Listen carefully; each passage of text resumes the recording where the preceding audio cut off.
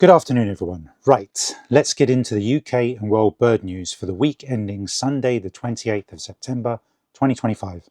A rare Swainson's thrush spotted on the Scottish island of Barra, the fourth record for the island. These breed in Canada, North America, and they winter in Central and South America. The closest resembling European bird would be a song thrush. Barred warbler sightings dotted around the UK. The only way I can think to describe it would be a cross between a wryneck and a whitethroat. Shetland has just experienced a flock of blue-winged teal, the American version of our Eurasian teal. The rare sighting of a Pechora pipit. Appearance very similar to many other pipits like meadow or tree. Date 21st of September 2025. Location the Lees, South Shields, County Durham, seen around Trow Quarry. It's a very rare autumn vagrant in the UK. Most sightings are in the Northern Isles, Shetland, Fair Isle, particularly in September and October. The fact this one turned up in Durham is unusual, more inland south than many of its traditional vagrant spots. It's likely arrived during migratory movements or drift. They breed in the bushy tundra and taiga of northern Siberia, from the Pechora River in the west, across the Chukotsky Peninsula, also part of northeastern China. It's a migratory species, wintering in Southeast Asia, areas like the Philippines, Borneo, and Wallacea. Ring ouzels are being spotted in Kent and Norfolk. These are very similar in appearance to blackbirds, but with a white chestband. Yellow-browed warblers are being seen right up in Shetland and all the way down in Kent. Their call will be the easiest way to ID them. For the uninitiated, they could be mistaken for other warblers like chiffchaffs and willow warblers. A few black redstarts, not just their usual spots like Dungeness, but also in central London. Another week, still high numbers of glossy ibis around the UK.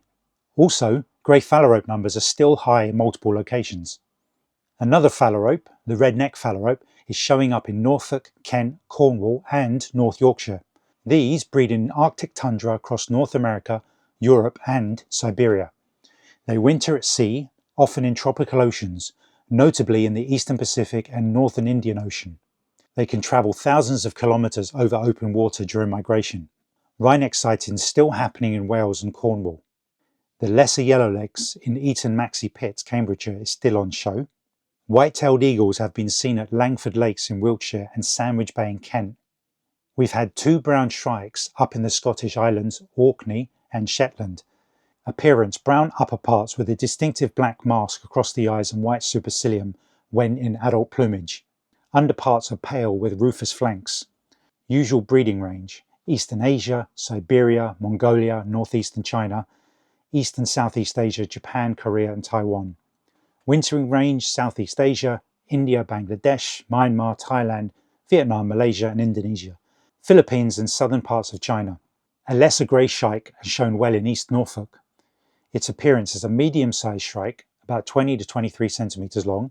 Adults have a striking black mask across the eye, grey head and back, pale pinkish underparts and white patches on the wings. Breeds across southeastern Europe, western Central Asia, winters in southern Africa, making long migratory journeys. Unique trait: unlike the great grey shrike, this species is more strongly migratory, undertaking long-distance movements between Europe and Africa. The curlew sandpiper influx of autumn 2025. So what's happening? This September, Britain and Ireland are witnessing one of the largest arrivals of curlew sandpipers in decades. Birders and ringers are reporting them in unusually high numbers across wetlands, estuaries and coastal lagoons. In many sites, counts are in the hundreds, which is exceptional for this species. Medium-sized Arctic breeding wader, elegant with a long down-curved bill. In spring, adults are stunning brick red. In autumn, juveniles dominate with fresh, scaly buff and white plumage. They migrate from Siberia to wintering grounds in Africa, the Middle East and Asia. Normally only small numbers pause in the UK on passage. So why the influx? Several factors. Breeding success in Siberia. This year appears to have been a productive one, with high numbers of juveniles surviving. Strong easterly winds across the continent in late August and September helped push migrating birds westwards towards the Atlantic flyway instead of their usual east and southern routes. Habitat availability. Wetlands, estuaries and flooded fields, especially after summer rains, are offering good feeding opportunities. Where have they been seen? East Coast hotspots: Norfolk, Lincolnshire, Northumberland and Yorkshire are seeing big flocks.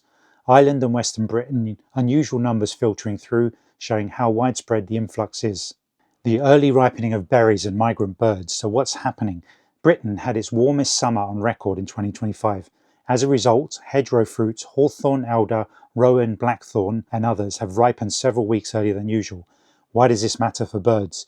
Resident species like blackbirds, thrushes, tits, and warblers have already been taking advantage of the early fruit glut, but long-distance migrants, redwing, fieldfare, waxwings, bramblings, which usually arrive in October-November from Scandinavia, Iceland, and Russia, may find that much of their food supply has already been eaten or has rotted.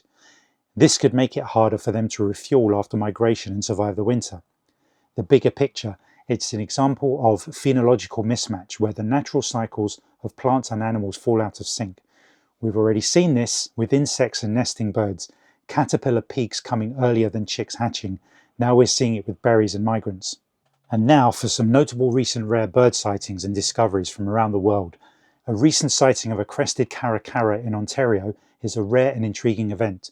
This bird, typically found in Central and South America, has been observed in the province, marking a significant occurrence for birdwatchers and ornithologists alike. Where was it spotted? The crested caracara was seen in Folliette, a small community in northern Ontario with a population of just 165 residents. The bird was reportedly feeding at the local dump, a behaviour consistent with its scavenger diet. Interestingly, some locals mentioned having seen a similar bird in the area the previous year, suggesting this might be the same individual or another of its kind returning.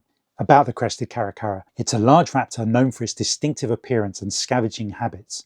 It is a native to open and semi-open habitats in Central and South America, extending into parts of southern United States. While not a true eagle, it is often referred to as the Mexican eagle due to its prominent stature and cultural significance. Can it survive Ontario's winter? One of the pressing questions is whether this tropical bird can endure Ontario's harsh winter conditions. Experts believe that if a bird can find sufficient food sources, such as carrion or roadkill, it might survive the colder months. However, the frigid temperatures and snow present significant challenges for a species accustomed to warmer climates. For bird enthusiasts, this sighting presents a unique opportunity to observe a species far outside its typical range. Birders from various regions have travelled to Folliette to catch a glimpse of the crested caracara, adding to their life list and contributing to the broader understanding of avian migration patterns. Over to Texas, where northern jacana has been spotted. It occurred in Santa Ana National Wildlife Refuge in Hidalgo County in southern Texas, in the lower Rio Grande Valley.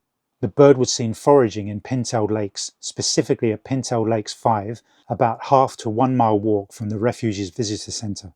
US Fish and Wildlife officials confirmed the sighting in late September 2025. This is the first confirmed sighting of the northern jacana at Santa Ana since November 2016. The bird was observed foraging near the edge of the water, among aquatic vegetation like pods, which is typical jacana habitat. It was described as hesitant yet deliberate, moving carefully, surveying the surroundings, occasionally tail popping, a behaviour seen in related marsh birds, and preening after moving into deeper water. Observers got quite close at times. Reports mention as close as 12 feet, but maintained distance when the bird's behaviour changed or it flew off. Texas has had around 24 historical records of northern jacanas, mostly in the lower Rio Grande Valley, particularly in fall and winter. There was once a small breeding population in Brazario County, Manor Lake, Texas, south of Houston, from about 1967 until the late 1970s, with as many as 40 individuals. That population declined and disappeared due to habitat destruction, the removal of floating vegetation and freeze events. A hybrid jay in San Antonio, Texas. Researchers at the University of Texas at Austin have confirmed the first documented wild hybrid between the blue jay and the green jay, resulting from a female green jay and a male blue jay mating. This rare occurrence is attributed to climate-driven range shifts, allowing these species, which have been evolutionarily separated for approximately 7 million years, to overlap and interbreed. Australia's only native albatross species, the shy albatross, has been observed trailing fishing trawlers and performing courtship dances. Despite its name, the shy albatross is boldly curious and often follows fishing trawlers for food. It breeds in only 3 remote locations off Tasmania and features a wingspan exceeding 2.5 meters. A rare veery bird from North America was spotted on Marambao Island, Rio de Janeiro, marking the first sighting of its kind in the state. Saskatchewan recorded its first ever broad-billed hummingbird, a species native to the southwestern United States and Mexico. Ontario documented its first surf bird, a shorebird typically found along the Pacific coast of North America. A dark-sided flycatcher was spotted at Google's Mountain View campus in California, marking one of the first reported sightings of this species in the United States. A black-throated grey warbler was found in Brewster, Massachusetts, which makes a rare occurrence of this species in the northeastern United States. Also in Massachusetts, a Swainson's hawk was photographed over the race point in Provincetown, indicating unusual migratory behaviour. Okay folks, that's the UK and World Bird News for this week, and I'll speak to you next week.